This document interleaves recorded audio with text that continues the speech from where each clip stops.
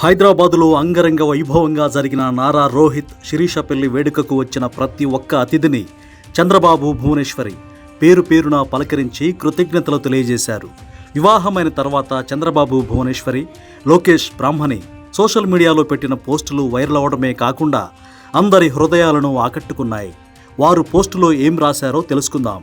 నా సోదరుడు దివంగత నారా రామ్మూర్తి నాయుడి దివ్య ఆశీస్సులతో నారా రోహిత్ శిరీషల వివాహ వేడుకను అంగరంగ వైభవంగా చేశాం. నూతన వధూవరులకు అక్షింతలు వేసి ఆశీస్సులు అందజేశాం. మా రోహిత్ ఒక ఇంటివాడు అవుతున్న శుభ సందర్భం మా కుటుంబానికి ఒక పండుగ.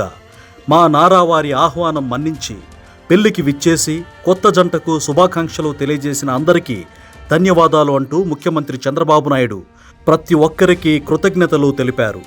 మా కళ్ల ముందే పెరిగి పెద్దయిన నారా రోహిత్ ఇప్పుడు శిరీషతో కొత్త జీవితాన్ని ప్రారంభిస్తుంటే మా ఆనందం మాటల్లో చెప్పలేనిది. నూతన వధూవరులకు అక్షింతలు వేసి ఆశీస్సులు అందించడం మాకు ఎంతో సంతృప్తిని ఇచ్చింది. మా ఆహ్వానం మన్నించి పెళ్లికి విచ్చేసి కొత్త జంటకు శుభాకాంక్షలు తెలియజేసిన ప్రతి ఒక్కరికి మా హృదయపూర్వక ధన్యవాదాలు. మీ ప్రేమ ఆశీస్సులు వారికి ఎల్లప్పుడూ ఉండాలని చంద్రబాబు సతీమణి భువనేశ్వరి ఆహుతులను కోరారు. మా ఇంటి పెళ్లి సందడికి విచ్చేసి మా కుటుంబానికి మద్దతు తెలియజేసినందుకు అందరికీ ధన్యవాదాలంటూ నారా లోకేష్ బ్రాహ్మణి తెలిపారు.